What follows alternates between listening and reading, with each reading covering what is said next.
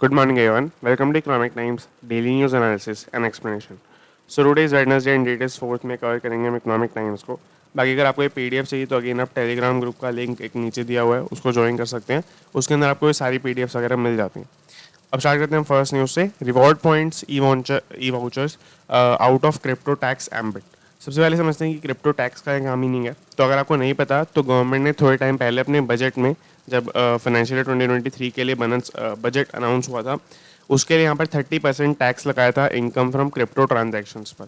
वहाँ पर एक टर्म यूज़ हुई थी वीडीए. वीडीए का मतलब होता है आपका वर्चुअल डिजिटल एसेट्स, जिसके अंदर मतलब उसकी ब्रॉड डेफिनेशन यहाँ पर दी हुई है, जिसके अंदर है कि the current definition of VDS covers items generated through cryptographic means और अदरवाइज. तो यहाँ पर मतलब बहुत ज़्यादा वाइड स्कोप इसका गवर्नमेंट ने रखा है, क्योंकि इसके अंदर गवर्नमेंट को और भी जो नई टेक्नोलॉजीज आती हैं मेटावर्स से रिलेटेड या एनएफटी से रिलेटेड, वेब 3.0 से रिलेटेड, उनको फिट करना है. क्योंकि हर चीज़ के लिए अलग वापस अमेंडमेंट्स नहीं हो सकते हैं, तो वो सब चीज़ें फिट करने के लिए यहाँ पर और अदरवाइज लिखा हुआ है. और बाकी क्रिप्टोग्राफिक मीन्स का मतलब है अभी के लिए एनएफटीज और क्रिप्टोज इसके अंदर आते हैं. और इसके अलावा मेटावर्स का जो भी अभी कमोडिटाइज लैंड है पार्सल्स में जो बिकता है, वो भी इसके अंदर आता है. तो अब यहाँ पर हो क्या रहा है कि कुछ कंपनीज जो हैं, जैसे मैं अगर आपको एक बहुत ही अच्छा एग्जांपल दूँ इस पेपर में से, तो पेपर में आप देख सकते हैं ऊपर पेटीएम मनी का एग्जांपल है. पेटीएम मनी पेटीएम वालों का ब्रोकरेज सर्विसिंग ऐप है. तो इसके अंदर क्या है, उन्होंने अपना फ्री डीमैट अकाउंट खोलने की ऑप्शन दे रखी है, क्योंकि आजकल एलआईसी का आईपीओ चल रहा है. तो ये एक फ्री भी सर्विस प्रोवाइड करना हो गया, और इसके थ्रू अपना बिजनेस जनरेट करना चाहते हैं वो एलआईसी के आईपीओ के अंदर पैसा ब्रोकरेज कमा के. अब यहाँ पर होता क्या है, इसी तरीके से कुछ ऐसी कंपनीज हैं, कुछ शॉपिंग प्लेटफॉर्म्स हो गए या कुछ गेमिंग प्लेटफॉर्म्स हो गए, जैसे यहाँ पे लिखा भी हुआ है. ये सारे कुछ प्लेटफॉर्म्स हैं जो कि आपके फ्री वीडीएस प्रोवाइड करते हैं. फ्री वीडीएस मतलब फ्री कोई एनएफटी हो गया, फ्री कोई डिजिटल एसेट हो गया. अगर आप कभी भी ट्विटर पे जाएंगे और आप सर्च करेंगे hashtag give away, give away में के अंदर बहुत सारे एनएफटीज का गिव अवे चल रहा होता है फ्री में, और आपको उसके अंदर साइन अप करना होता है, कुछ कुछ करना होता है, उसके बाद आपको वो मिल जाता है एक वाउचर की तरह, गिफ्ट की तरह. तो बेसिकली ये सब जो चीज़ें हैं उनके ऊपर टैक्स कैसे लगना चाहिए, ये क्वेश्चन बहुत बड़ा रेज हो जाता है, क्योंकि यहाँ पर कोई भी रियल इनकम जनरेशन नहीं हो रहा है जो इनकम टैक्स हम उसके ऊपर लगाएं. तो इसके लिए यहाँ पर गवर्नमेंट क्या करेगी, India will provide a special exclusion for E vouchers points earn on cards on shoppings and payments. तो बेसिकली ये सब चीज़ें हैं, या कोई भी अगर ऐसा कोई डिजिटल रिवॉर्ड मिल रहा होगा in the form of VDS virtual digital assets, तो यहाँ पर उसके ऊपर प्रपोज टैक्स से उसको एक्सक्लूड कर देंगे. एक्सक्लूड मतलब हटा देना, यानी नहीं लेना उसके ऊपर टैक्स. तो इस तरीके से ये वर्क कर रहा होगा. The government is working on a set of rules that would be notified soon. मतलब रूल्स जो हैं वो जल्दी बता दिए जाएंगे. अब इसके अलावा कौन सी कंपनीज हैं, कौन से प्लेटफॉर्म है जो इसे प्रोवाइड करते हैं, तो यहाँ पर एक जेनरिक सा व्यू दिया हुआ है, मैं रीड कर देता हूँ वापस से. Online gaming companies, payment systems, credit और debit cards and e commerce applications.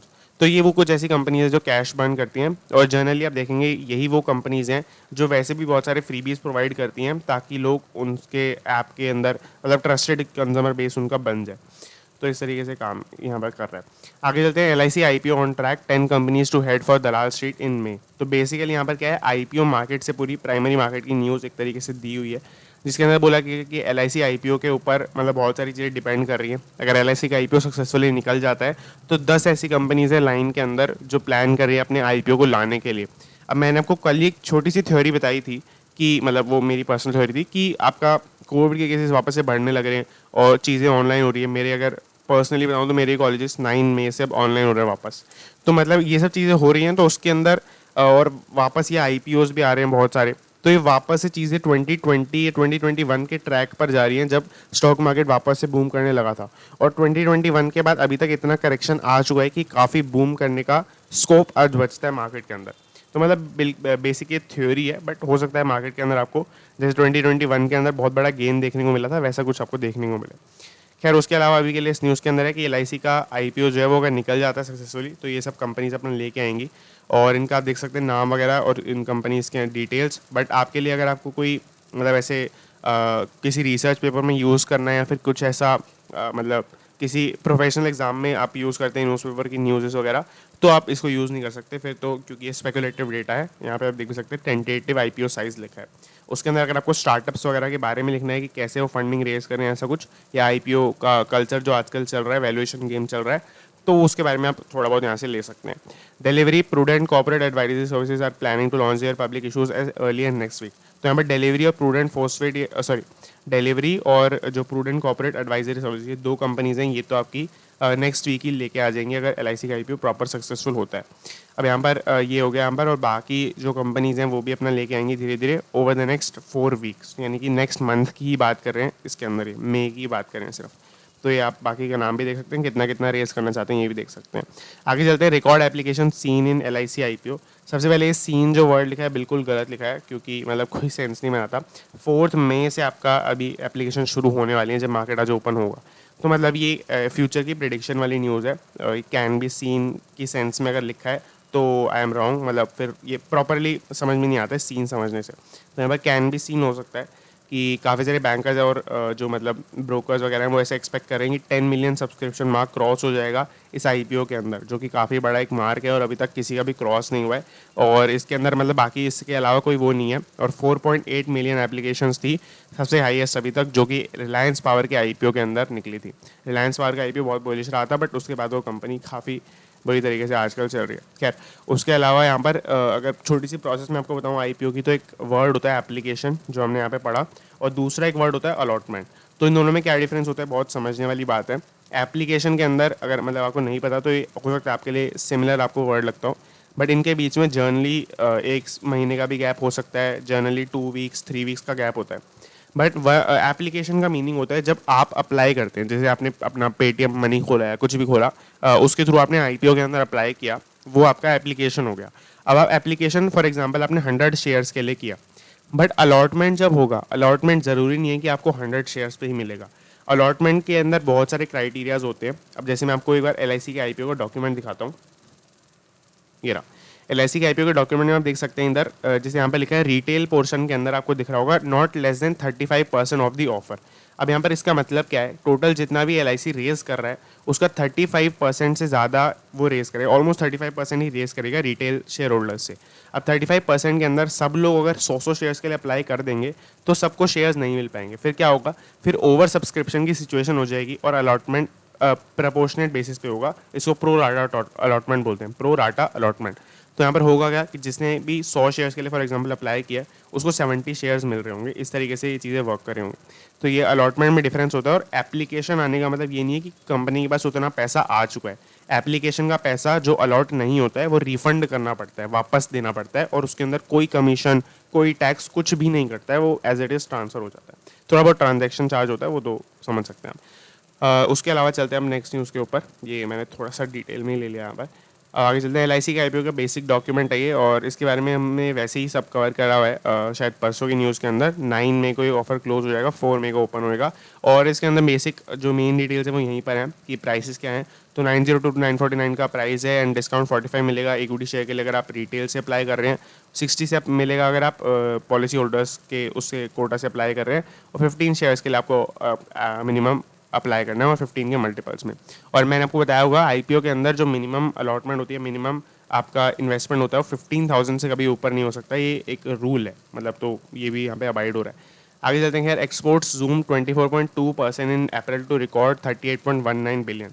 तो यहाँ पर एक बहुत छोटी सी मतलब छोटी सी न्यूज़ नहीं है, काफ़ी यूज़फुल भी न्यूज़ है, ये आपको पूरी पढ़नी चाहिए, बट बेसिक है, मतलब बहुत ईजी है ये न्यूज़।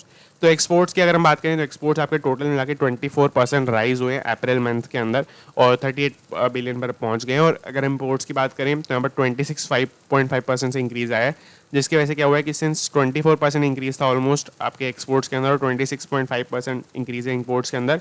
तो जो ट्रेड डेफिसिट होता है, ट्रेड डेफिसिट मतलब होता है, मतलब ट्रेड सरप्लस का मीनिंग होता है एक्सपोर्ट्स माइनस इम्पोर्ट्स, जो जनरली लोग ट्रेड डेफिसिट के लिए भी यूज़ कर लेते हैं। बट अगर डेफिसिट चल रहा है इसका मतलब है इम्पोर्ट्स ज़्यादा हैं एक्सपोर्ट्स से, जो कि इंडिया की सिचुएशन अभी के टाइम पर है।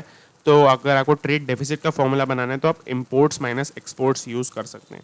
तो इम्पोर्ट्स माइनस एक्सपोर्ट्स करेंगे तो ये जो आपका ट्रेड डेफिसिट होता है वो ये सब होने के बाद और वाइडर हो चुका है और बड़ा हो चुका है।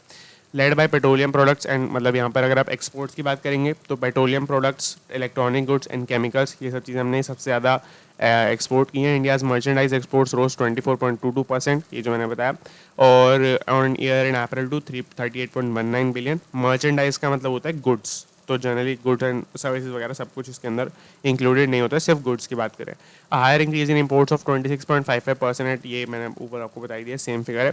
और 26.5% मतलब यहाँ पे लिखा हुआ है एक्सप्लेन करके। Engineering goods exports rose 15.38% YOY last month. And अगर मैं आपको यहाँ पे एक और छोटी सी बात बताऊँ तो मतलब एक ट्रिविया टाइप का है कि इंडिया जो इंपोर्ट करता है सबसे ज़्यादा आइटम वो है क्रूड ऑयल, मतलब जो मेन क्रूड ऑयल होता है WTI क्रूड या ब्रेंट क्रूड। और एक्सपोर्ट्स के अंदर भी हमारा सबसे पहला अगर आप प्रोडक्ट देखेंगे तो पेट्रोलियम प्रोडक्ट्स है।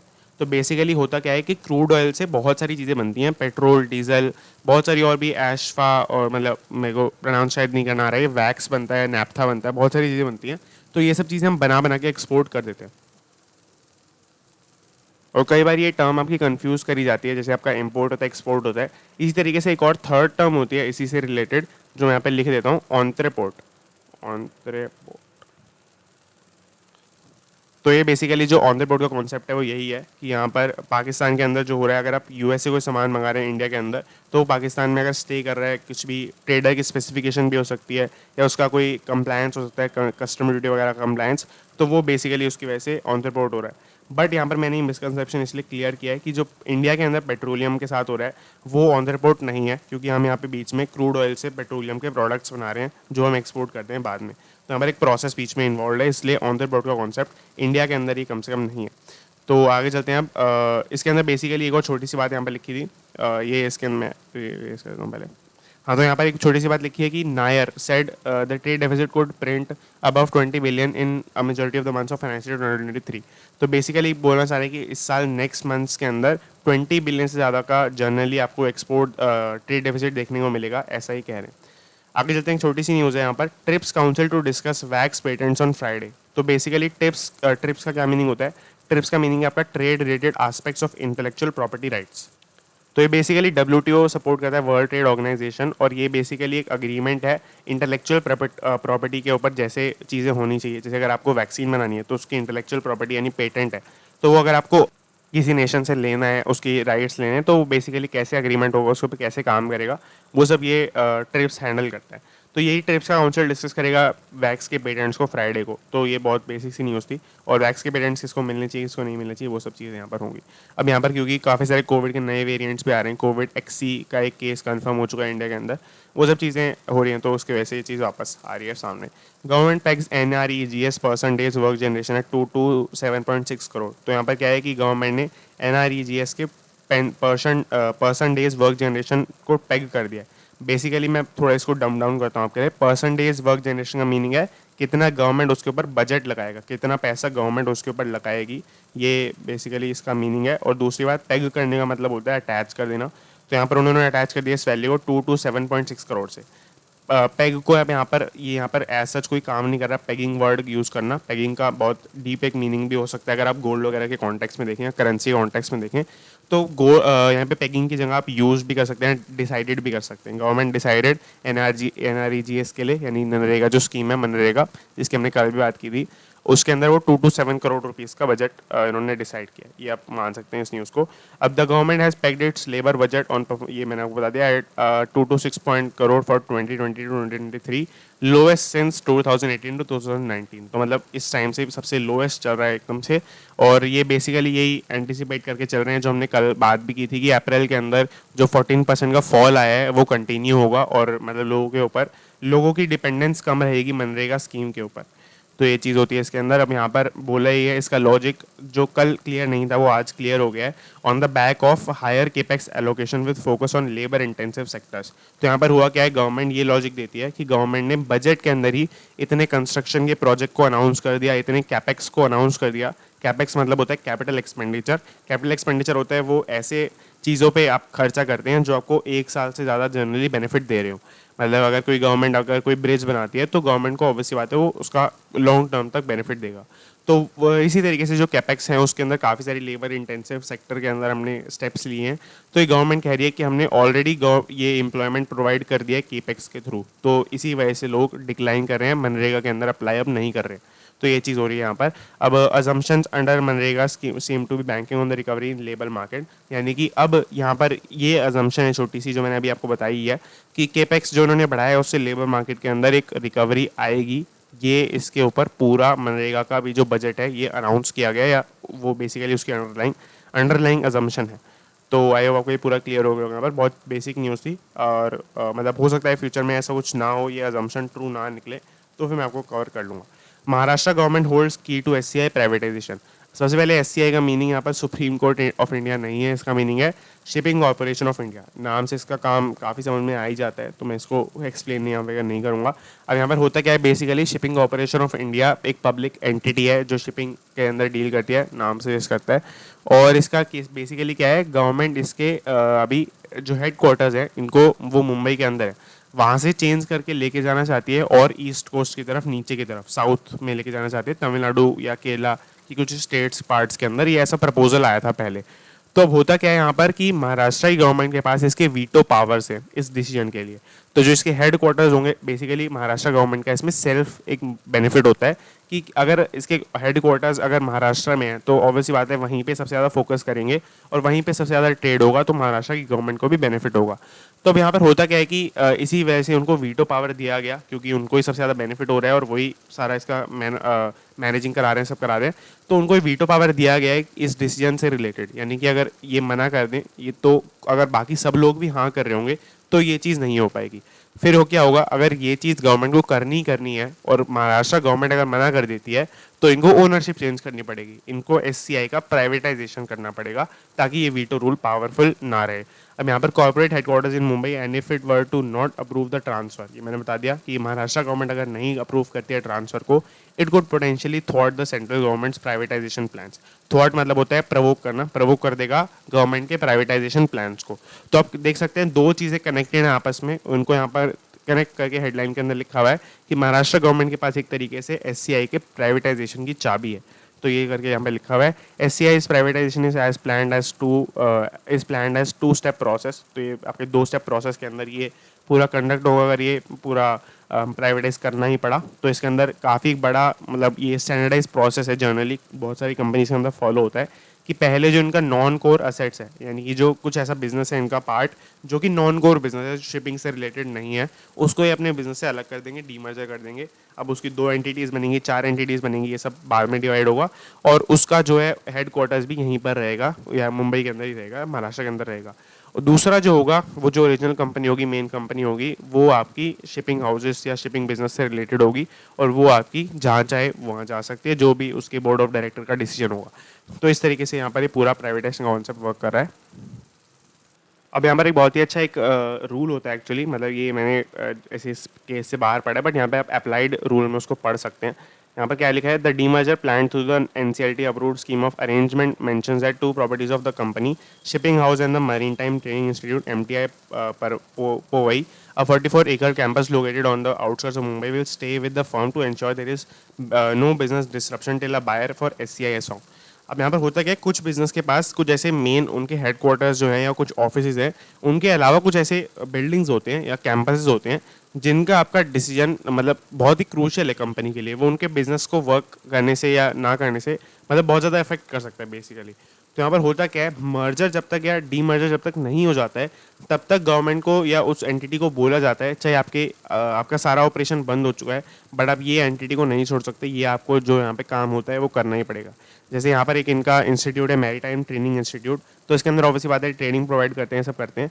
तो अगर इनका शिफ्टिंग चल रहा होगा, डी मर्जर चल रहा होगा, प्राइवेटाइजेशन चल रहा होगा, कुछ भी चल रहा होगा, तब तक भी यहाँ पर इनको करना पड़ेगा। यानी कि मतलब जब प्राइवेटाइज हो चुका है, यानी गवर्नमेंट सेल कर चुकी है, बट कोई बायर नहीं मिला है, या जनरली मतलब गवर्नमेंट के पास ही स्टेक वापस से पड़ा हुआ है, और ये महाराष्ट्र गवर्नमेंट भी वीटो पावर अपना एक्सरसाइज कर चुका है, तो वो पीरियड इन डिसीजन का होगा, यानी कोई डिसीजन उसके अंदर नहीं लिया होगा, तब भी आपको ये सारे ऑपरेशन अपने वर्क करने पड़ेंगे। ये काफ़ी इंटरेस्टिंग रूल होता है डी मर्जर के अंदर। इसके मतलब इससे रिलेटेड अगर आप CS में पढ़ते हैं तो बहुत सारी केस स्टडीज़ भी आती हैं।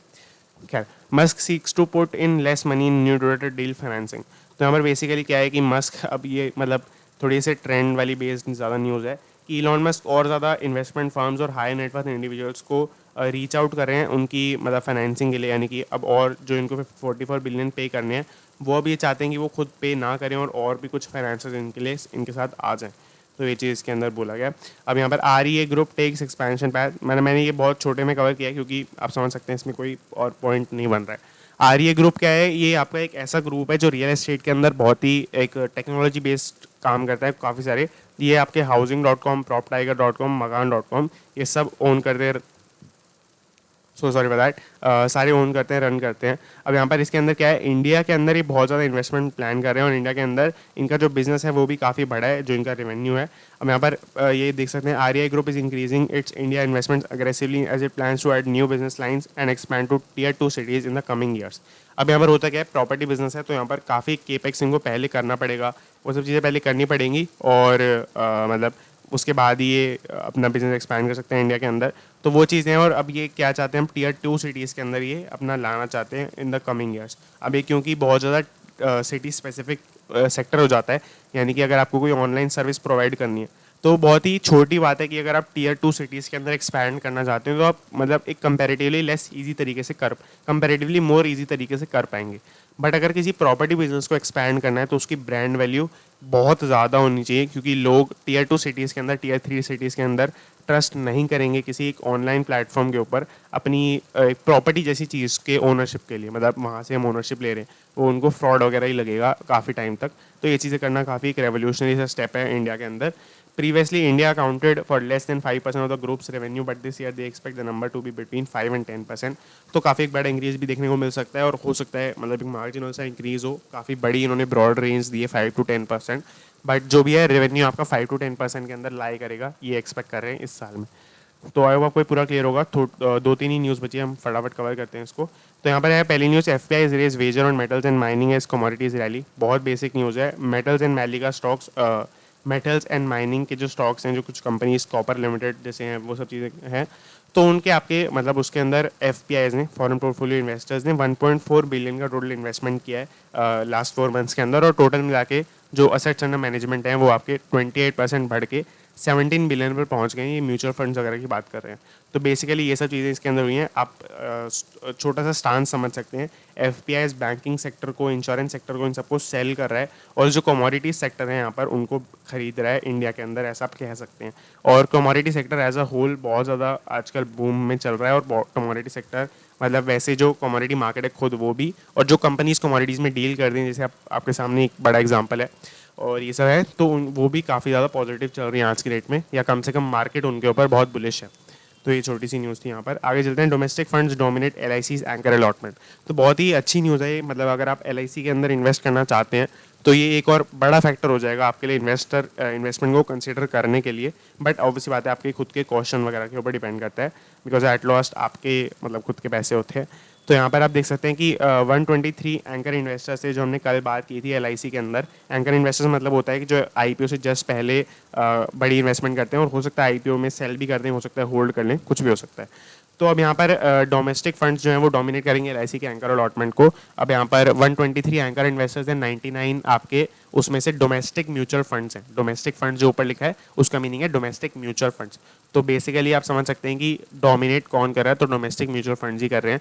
और इंडिया की ही कंपनी के अंदर इंडिया के बैंक्स बड़े बड़े सारे, मतलब 99 इन्वेस्टर्स बहुत होता है, तो वो सब इन्वेस्ट कर रहे हैं। तो मतलब आप समझ सकते हैं कि पूरी इकोनॉमी ही उसके ऊपर बुलिश है, क्योंकि बैंक्स के पास एक से मतलब पूरी इकोनॉमी की ट्रेजरी होती है बैंक, क्योंकि लोगों के पास लोगों का पैसा ही पड़ा होता है बैंक के अंदर एक तरीके से। तो इनडायरेक्टली पूरी इंडिया ही इन्वेस्ट कर रहा है एलआईसी आईपीओ के अंदर। 6 foreign funds participated in the exclusive share sale for institutional investors. तो यहाँ पर आप देख सकते हैं कि अनलाइक कमोडिटी मार्केट जिसके अंदर एफपीआई बहुत ज़्यादा बुलिश है, ऐसे इंश्योरेंस सेक्टर के अंदर एलआईसी जितनी बड़ी कंपनी के अंदर भी सिर्फ 6 फॉरेन फंड्स ने इन्वेस्टमेंट किया। आज के टाइम पे 6 फॉरेन फंड्स तो एक स्टार्टअप के फंडिंग राउंड में आ जाते हैं। तो मतलब ये काफ़ी बड़ी बात है, और मतलब ये काफ़ी शो करता है कि बाहर के लोगों को या बाहर की मतलब वर्ल्ड इकोनॉमी को एलआईसी पे इतना ज़्यादा ट्रस्ट भी नहीं है। हालांकि ये इंडिया की लार्जेस्ट एलआईसी मतलब इंश्योरेंस कंपनी है। It had raised 5,627 crore rupees from anchor investors. यहाँ पर इन्वेस्टमेंट का अमाउंट इन्होंने बताया हुआ है। हमने कल कवर किया था कि 59 मिलियन के आसपास शेयर्स थे, और 949 पे आपका जो कि अपर ब्रैकेट है आईपीओ के अंदर, उसके ऊपर ये शेयर सारे दिए गए हैं, एंकर अलॉटेड किए गए हैं। तो ये चीज़ यहाँ पर बहुत छोटी सी एक और न्यूज़ बची है, brokers tap bonds as margin rules kick in. मैं आपको वैसे ही एक्सप्लेन कर देता हूँ। कल मैंने आपको बताया था कि आपकी मार्जिन जो फ्यूचर ऑप्शन मार्केट के अंदर है, तो उसके अंदर क्या हुआ है कि ब्रोकर्स ने मतलब अब क्या देना पड़ेगा, 50% लेवरेज ट्रेडिंग कर सकते हैं सिर्फ, यानी 2x लेवरेज ट्रेडिंग कर सकते हैं।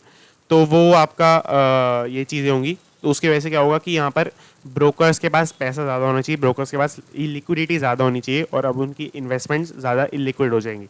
तो उसके लिए उन्होंने क्या किया, उसके लिए काफ़ी सारे ब्रोकर्स ने एक मार्केट होता है मनी मार्केट। मनी मार्केट का मतलब होता है जहाँ से आप शॉर्ट टर्म के अंदर पैसा उठा सकते हैं। इसके अंदर बहुत सारे मतलब डिवाइसेस होते हैं, कह लो इंस्ट्रूमेंट्स होते हैं जिनके थ्रू आप उठा सकते हैं पैसा।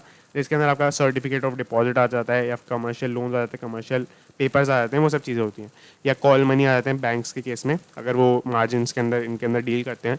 तो ब्रोकर्स के अंदर अगर हम बात करें तो उन्होंने बॉन्ड्स को टैप किया है, शॉर्ट टर्म बॉन्ड्स को टैप किया है इसी मनी मार्केट से। शॉर्ट टर्म बॉन्ड्स का कॉन्सेप्ट बहुत बेसिक है, शॉर्ट टर्म लोन की तरह ही आप इसको मान सकते हैं। और अब ये अपनी एक कैश चेस्ट बिल्ड करने की कोशिश कर रहे हैं ताकि वो एक ऑनसेट मतलब एक अच्छे नोट पे स्टार्ट कर सकें टाइटर इक्विटी मार्जिन्स के। ये जो वर्ल्ड होने वाला है, या अगर जो इम्प्लीमेंटेशन ढंग से हो जाती है प्रॉपरली, तो वो आपकी है। और अगर मैं आपको बताऊँ तो इम्प्लीकेशन ऑलरेडी हो चुकी है, May 2 से ये रूल्स वैलिड हैं, जब मैं अपनी न्यूज़ पढ़ी थी। तो आई होप पूरा क्लियर होगा। लास्ट वाली न्यूज़ मैंने बहुत ज़्यादा कवर नहीं किया, क्योंकि मतलब ये ट्रेडिंग से रिलेटेड बहुत ज़्यादा फिर चली जाएगी अगर मैं डेप्थ में कवर करूँगा, जो कि सबके लिए ज़्यादा रेलिवेंट नहीं होगा। So that is it, and thank you for watching. अगर आपको कोई भी डाउट रहता है, क्वेरी रहती है, या कुछ भी वैसे भी पूछना है, तो आप टेलीग्राम ग्रुप पे मैसेज कर सकते हैं, कमेंट में बता सकते हैं। मैं नेक्स्ट वीडियो में या फिर आपको कमेंट सेक्शन में ही रिप्लाई कर दूँगा। So that is it, and thank you for watching.